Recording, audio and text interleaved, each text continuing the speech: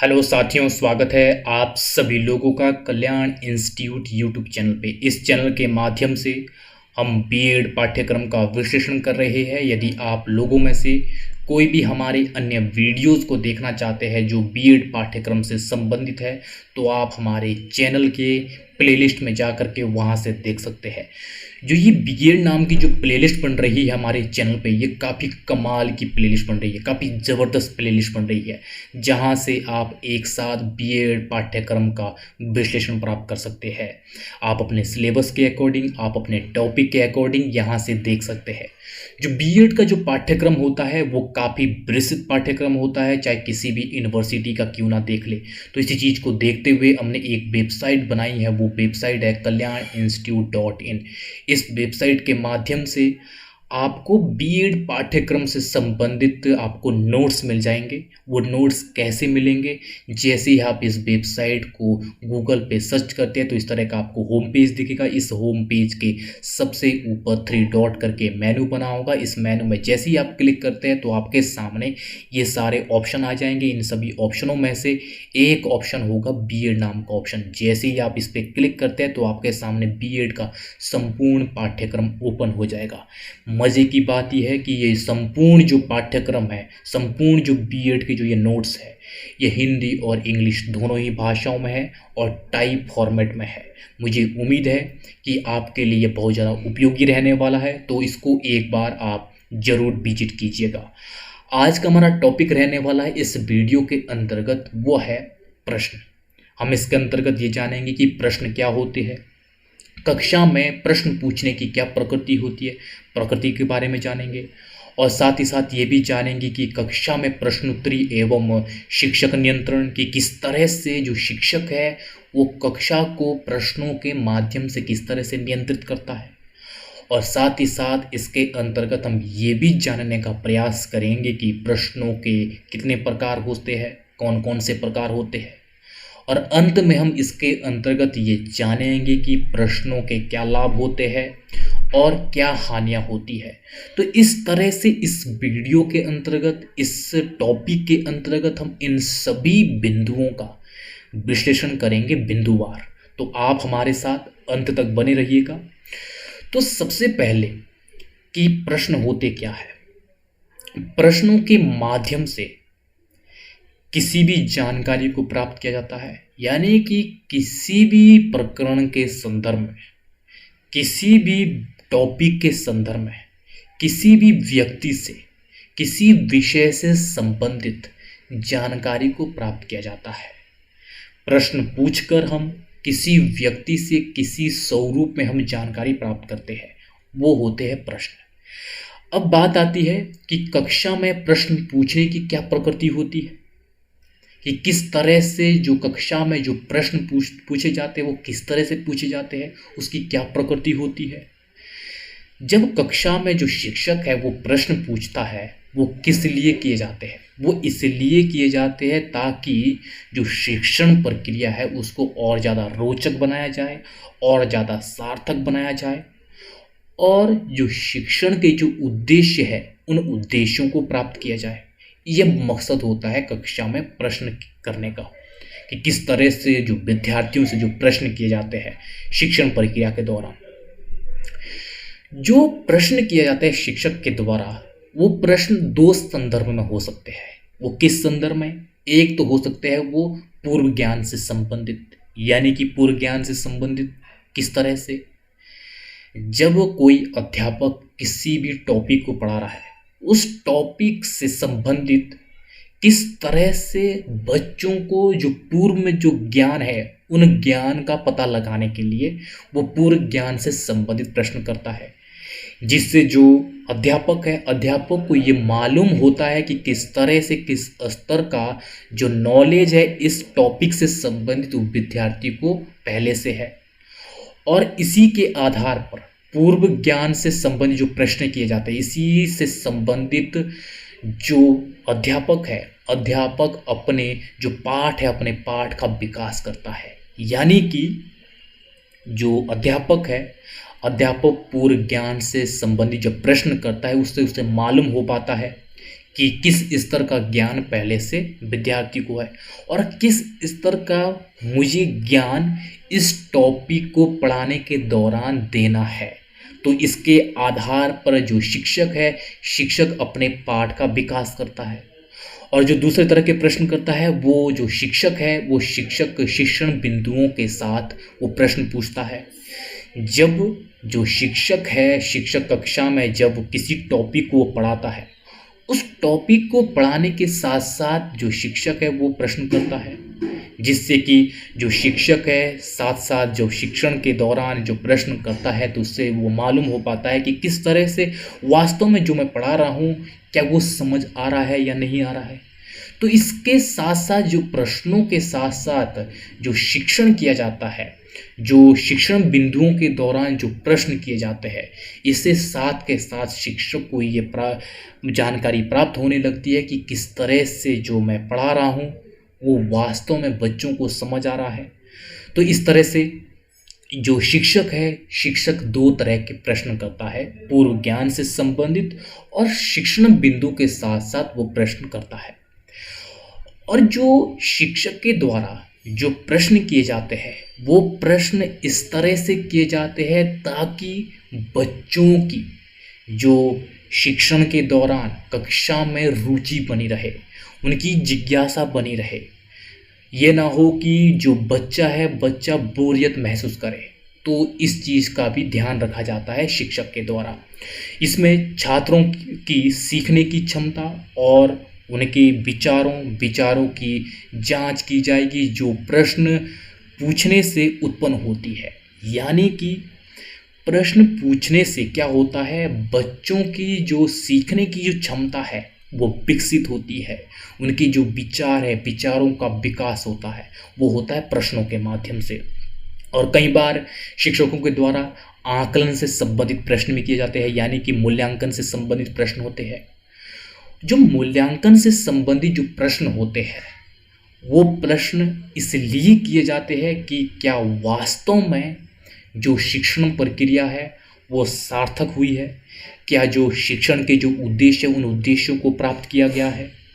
और साथ ही साथ जो आकलन से संबंधित जो प्रश्न होते हैं, इन प्रश्नों से जो विद्यार्थियों को ये मालूम होता है कि क्या वास्तव में जो मेरा स्तर है इस टॉपिक के अकॉर्डिंग क्या स्तर है, इस टॉपिक के हिसाब से जो मुझे कक्षा में जो विषय के बारे में पढ़ाया गया है उस विषय के संदर्भ में मुझे कितना ज्ञान प्राप्त हुआ, कितना मुझे समझ आया है।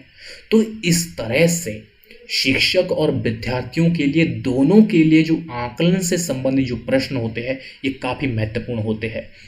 जो शिक्षक होता है वो आकलन से संबंधित जो प्रश्न होते हैं, इन प्रश्नों के माध्यम से शिक्षक को ये मालूम हो जाता है कि क्या वास्तव में जो शिक्षण हुआ है ये वास्तव में सार्थकता के साथ संपन्न हुआ है।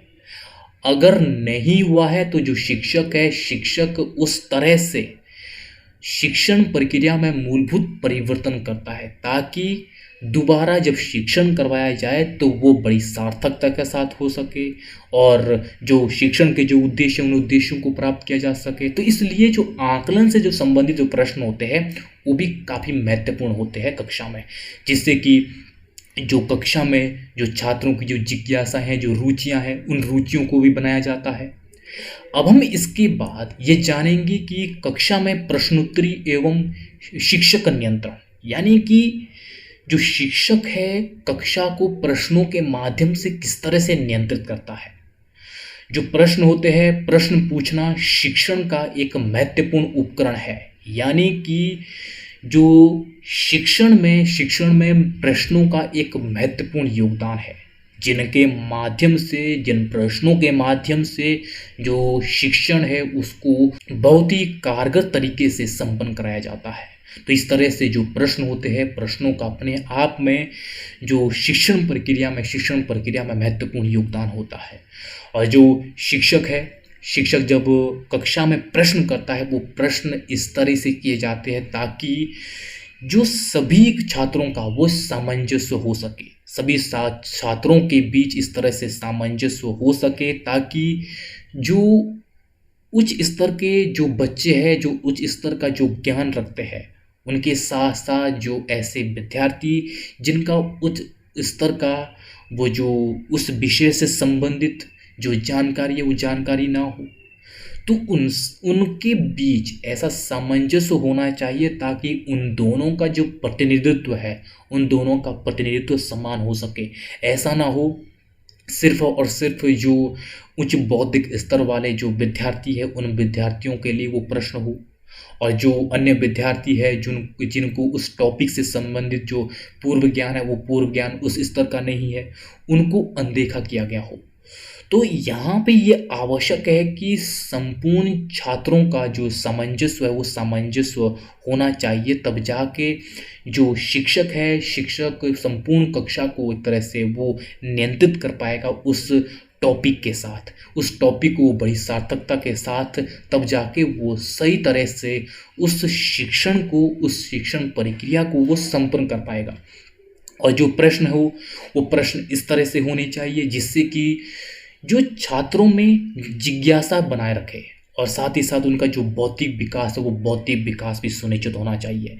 ऐसा ना हो कि एक के बाद एक इस तरह से जो प्रश्नों की जो बौछार है इस तरह से हो ताकि जो बच्चों की रुचियां वो कम होने लगे कक्षा में, और उनकी जिज्ञासा है वो जिज्ञासा ही खत्म हो जाए। तो इस चीज़ को भी ध्यान में रख करके जो शिक्षक है, शिक्षकों को इस तरह से प्रश्न किए जाने चाहिए ताकि जो बच्चों की जो रुचि है वो जिज्ञासाएं हैं वो बनी रहे। और जो प्रश्न होते हैं, प्रश्न इतने महत्वपूर्ण होते हैं संपूर्ण कक्षा को संचालित करने के लिए, जिससे कि एक शिक्षण प्रक्रिया में संपूर्ण छात्रों का एक सामंजस्य के साथ एक ऐसी रुचि पैदा की जाती है ताकि उनकी उस टॉपिक के प्रति जिज्ञासा बनी रहे। यह क्षमता होती है प्रश्नों में। बस शर्त यह होती है कि समय समय पर, समय के साथ किस तरह के प्रश्न करने हैं उसका ध्यान देने की आवश्यकता होती है। प्रश्न पूछना एक ऐसी गतिविधि है जो शिक्षण को प्रभावी बनाता है। संपूर्ण शिक्षण प्रक्रिया को वो इस तरह से प्रभावी बनाते हैं ये प्रश्न, जो उसके उद्देश्य होते हैं शिक्षण के, उन उद्देश्यों को भी बड़ी सरलता से प्राप्त किया जाता है।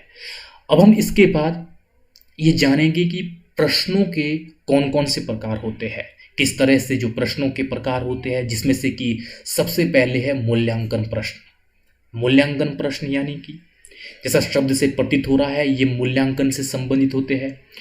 मूल्यांकन से संबंधित प्रश्न, ये प्रश्न किसी टॉपिक के संदर्भ में इस तरह से होते हैं जब टॉपिक को पढ़ाकर समाप्त किया जाता है तो उसके बाद इस तरह से वो प्रश्न किए जाते हैं वो बच्चों के जो शिक्षण के दौरान किस तरह से उन्होंने शिक्षण प्रक्रिया में जो ज्ञान प्राप्त किया है उस प्राप्त ज्ञान की जानकारी प्राप्त करना कि किस तरह से क्या वास्तव में इस शिक्षण प्रक्रिया में क्या हासिल किया है छात्रों ने, तो उसका जांच करने के लिए मूल्यांकन प्रश्न किए जाते हैं।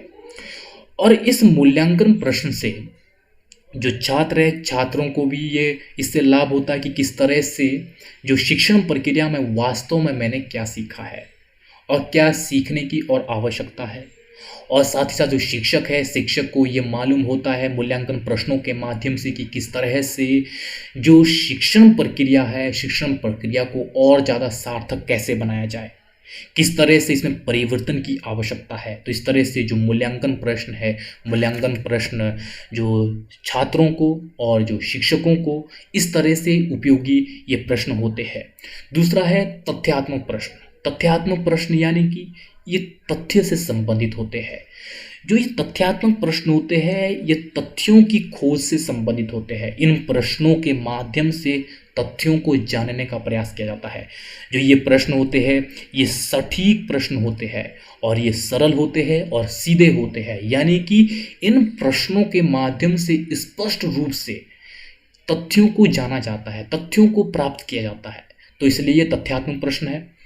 तीसरा है भिन्न भिन्न प्रश्न। भिन्न भिन्न प्रश्न यानी कि जो ये भिन्न भिन्न प्रश्न होते हैं ये प्रश्न किसी एक उत्तर को जानने के लिए नहीं होते हैं, बल्कि ये किस लिए होते हैं, इन प्रश्नों के माध्यम से कक्षा में एक तरह से जो वार्तालाप पद्धति है, जो विचार विमर्श है, उच्च विचार विमर्श को प्रोत्साहित किया जाता है इस भिन्न भिन्न प्रश्नों के माध्यम से, जिससे क्या होता है, जो सोचने की जो क्षमता है बच्चों की वो विकसित की जाती है इन प्रश्नों के माध्यम से।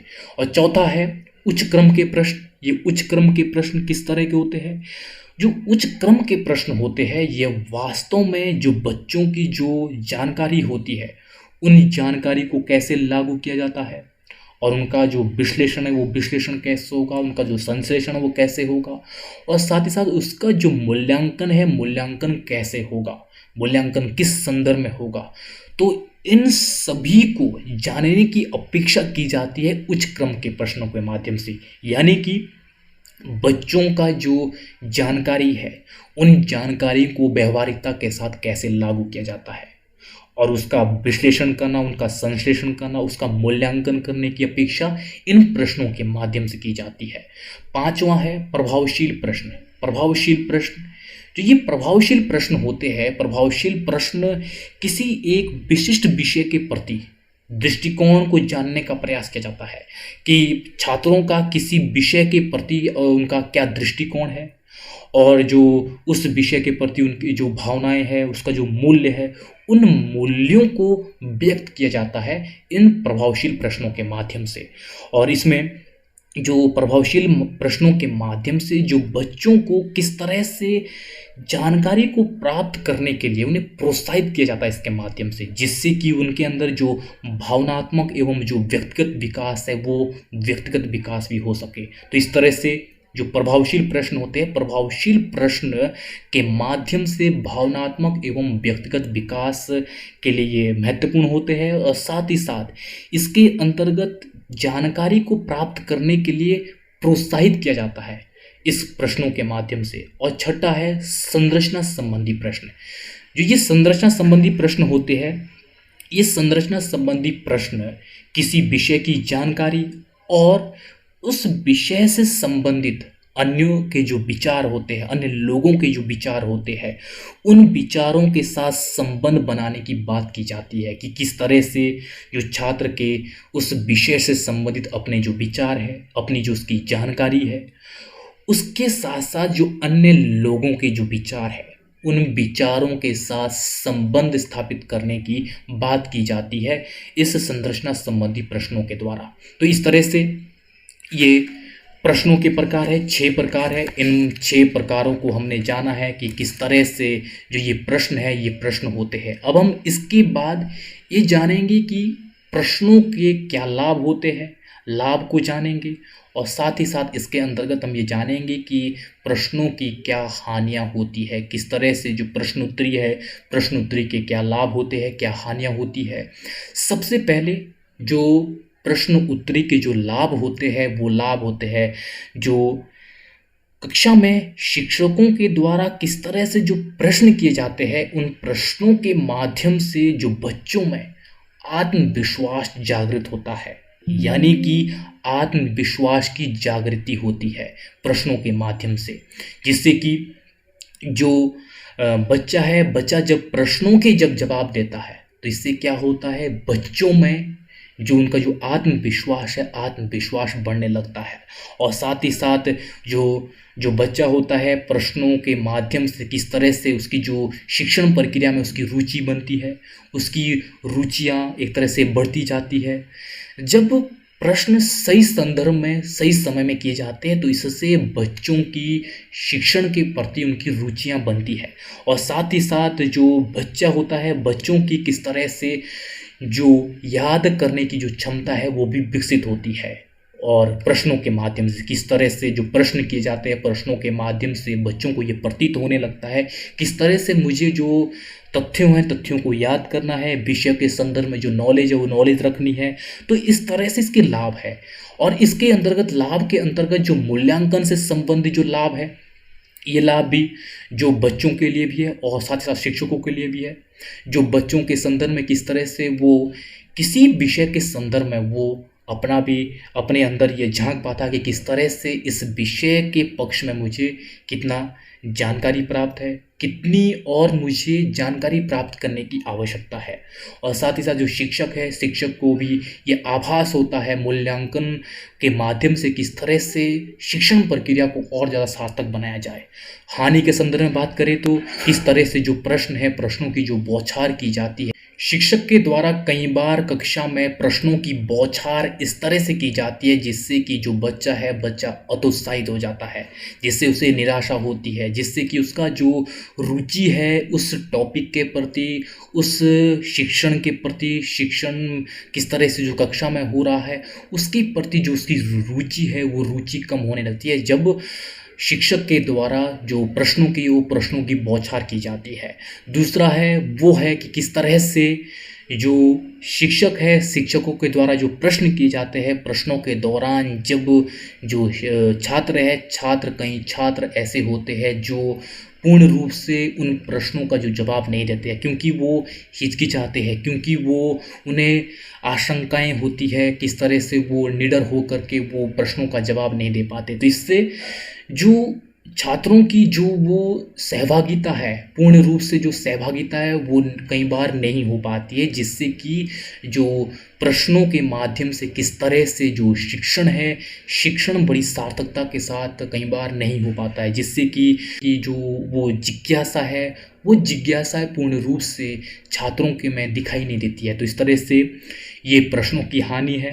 तो इस तरह से हमने इस वीडियो के अंतर्गत हमने इस संपूर्ण टॉपिक के संदर्भ में बिंदुवार समझने का प्रयास किया है। मुझे उम्मीद है कि आपके लिए बहुत ज़्यादा उपयोगी रहा होगा।